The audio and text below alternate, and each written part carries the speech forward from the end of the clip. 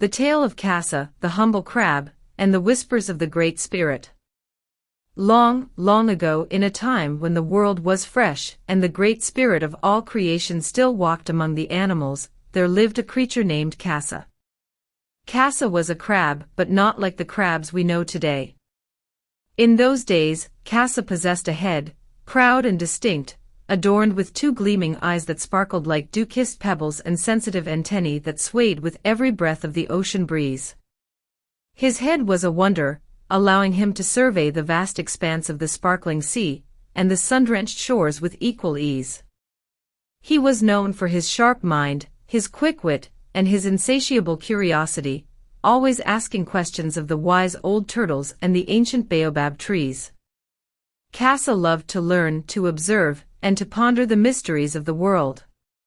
His vibrant red shell shimmered under the tropical sun, and his numerous legs carried him with a grace that belied his often sideways scuttling.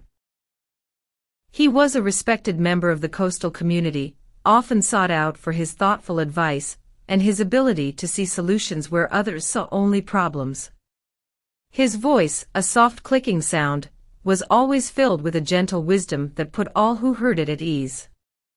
The other creatures, from the towering giraffes to the tiniest sandpipers, admired Kasa for his unique perspective and his ability to navigate both land and sea with such effortless agility. His keen eyesight and sharp intellect made him an invaluable lookout, often spotting distant storms or approaching dangers long before anyone else. He was a beacon of calm in a bustling world, a creature of quiet strength and profound understanding. Yet, with this prominent head came a touch of vanity. Kasa was exceedingly proud of his intellect and his keen observations. He often boasted of his insights, interrupting others with his pronouncements, convinced that his thoughts were always the most profound. He would clack his claws together in self-satisfaction, his eyes gleaming with an almost excessive pride. When the nimble gazelles spoke of the freshest grazing grounds, Kasa would interject, "Ah, but have you considered the dewfall patterns on the savanna grass? That is where the true sweetness lies." When the boisterous monkeys chattered about the ripest fruits, Kasa would clear his throat, his head held high, and declare, "Indeed, but the subtle shift in wind currents tells us which branches bear the most succulent morsels." His constant need to be seen, as the cleverest, began to grate on the nerves of his fellow creatures.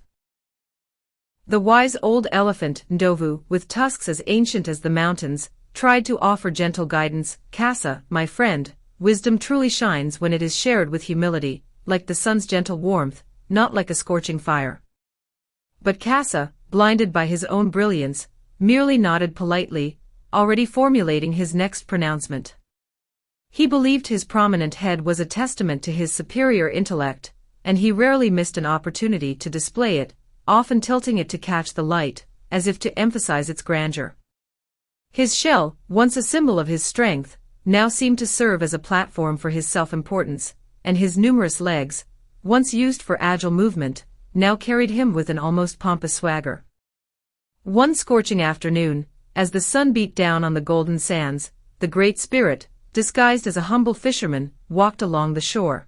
He observed Kasa, who was loudly instructing a flock of bewildered seagulls on the optimal angle for diving into the waves, despite the seagulls having millennia of their own innate wisdom.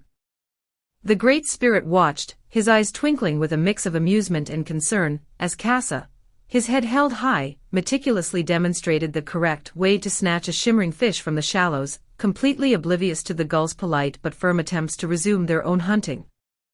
The fisherman listened as Kasa, with a flourish of his prominent head, expounded on the hydrodynamic principles of avian descent, even citing hypothetical mathematical equations that no bird, or indeed any creature, had ever conceived.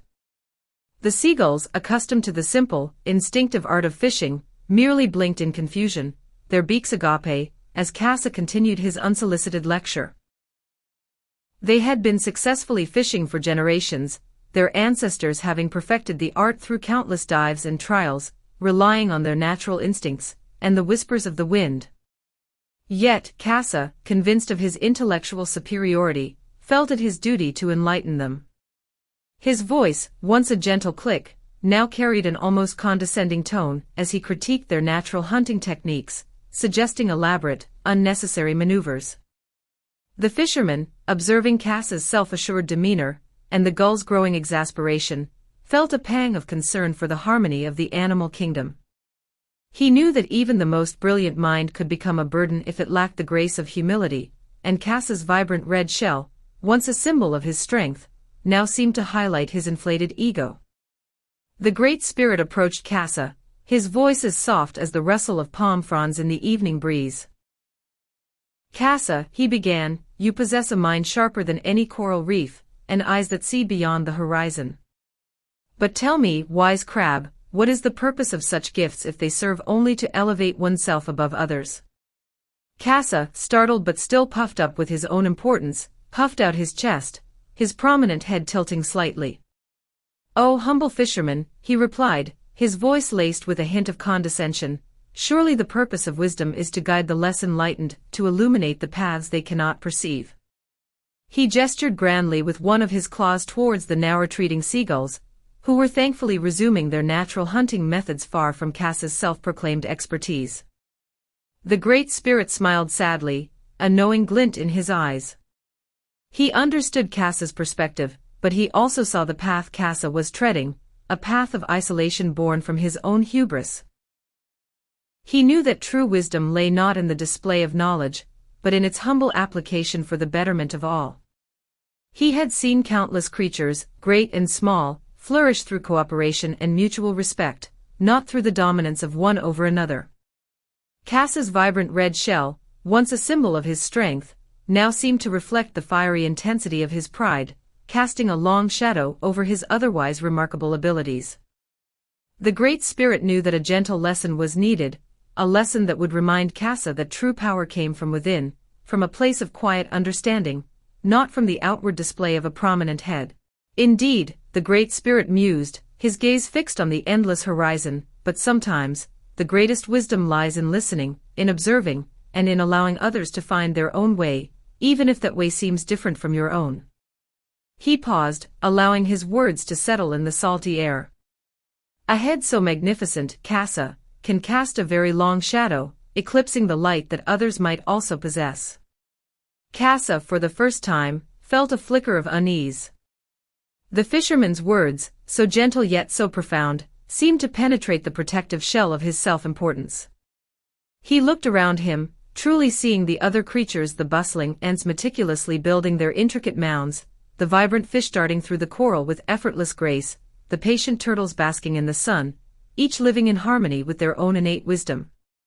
He saw that they thrived not by listening to his pronouncements, but by following their own ancient rhythms and instincts. He saw the effortless beauty of their existence, unburdened by the need for constant intellectual validation. The vibrant red of his shell, usually a source of pride, now seemed to burn with a faint flush of embarrassment. He realized, with a jolt, that his constant need to project his intelligence had pushed him away from the very community he wished to guide. The silence that followed the Great Spirit's words was heavier than any spoken rebuke, forcing Kasa to confront the uncomfortable truth of his own actions. His once proud head, usually held high, now drooped slightly, acknowledging the weight of a realization he had long avoided. The Great Spirit then performed a gentle, mystical gesture. He did not remove Kasa's head entirely, for no living creature can exist without one. Instead, he softly touched Kasa's prominent head, and as his fingers brushed the vibrant red shell, a profound transformation began. The distinct outlines of Kasa's head began to recede, slowly merging with his broad, flat body. His once proud eyes, though still bright and keen, became less outwardly prominent, nestling deeper within the protective contours of his shell. His sensitive antennae, while still present and functional, became less conspicuous, no longer waving so boldly in the air. The Great Spirit did not wish to punish Kasa, but to offer him a lesson in humility, a gentle reminder that true wisdom resides not in the outward display of a grand intellect, but in the quiet strength of inner understanding and the willingness to learn from all. The transformation was not painful, but rather a sensation of peaceful integration, a feeling of becoming more aligned with the rhythms of the earth and the sea. Kasa felt a subtle shift in his being, a lessening of the burden of self-importance. His vibrant red shell, which once seemed to emphasize his prominent head, now seemed to cradle and protect his essential senses, making them less a focal point of external show and more a testament to internal resilience. From this day forward, Kasa, the Great Spirit proclaimed, his voice resonating with ancient power, your wisdom shall be carried within, like the precious pearl within an oyster. Your head, though still present and vital, will be less visible, reminding you and all who observe you that true strength lies not in outward display, but in quiet humility and deep understanding. And so it was. Kasa felt a profound change. His intellect remained, sharper than ever, but his inclination to boast and interrupt faded like a morning mist. He found a new joy in simply observing, in listening, and in offering his insights only when truly sought, and then with a gentle demeanor. He learned the quiet power of presence, the profound beauty of allowing others their space to grow and learn at their own pace. The other creatures, initially puzzled by Kasa's altered appearance, soon noticed the transformation in his spirit. They found his company more enjoyable, his advice more welcome, and his presence more comforting. His vibrant red shell, once a symbol of his inflated ego, now became a symbol of his inner strength and quiet wisdom, a testament to the powerful lesson he had learned from the Great Spirit.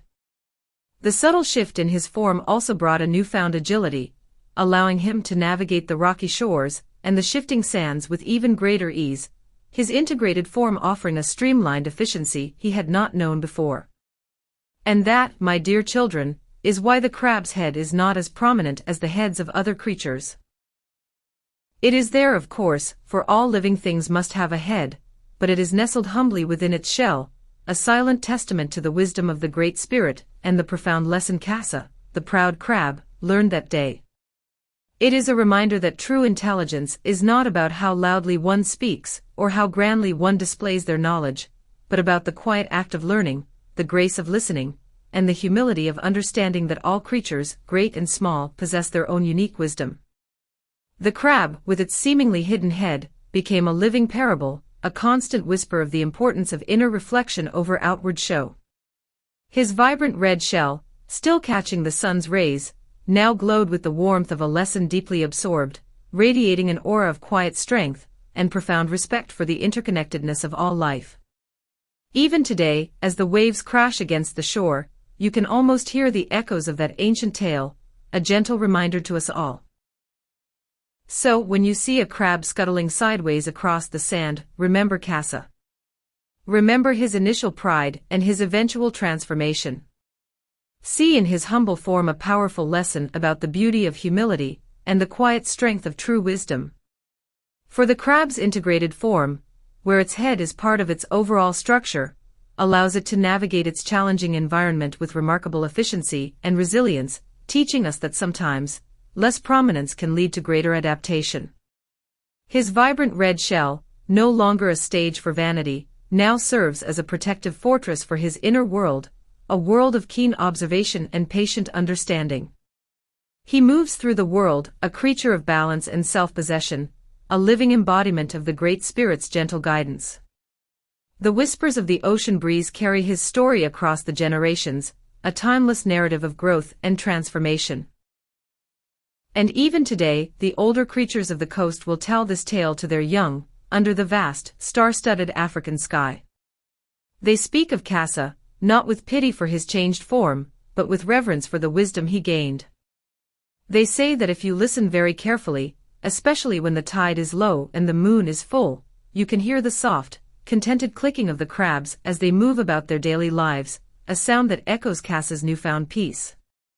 They have become symbols of quiet strength, of resilience, and of the profound understanding that sometimes, the most important aspects of ourselves are not the ones we showcase to the world, but the ones we hold deeply within. The vibrant red of their shells continues to gleam, a beacon of the ancient lesson, reflecting the sun and moon, reminding all who observe them that true wisdom is a journey of continuous learning, humility, and integration with the vast, beautiful tapestry of life. Thanks for watching. Please subscribe, like, comment and share.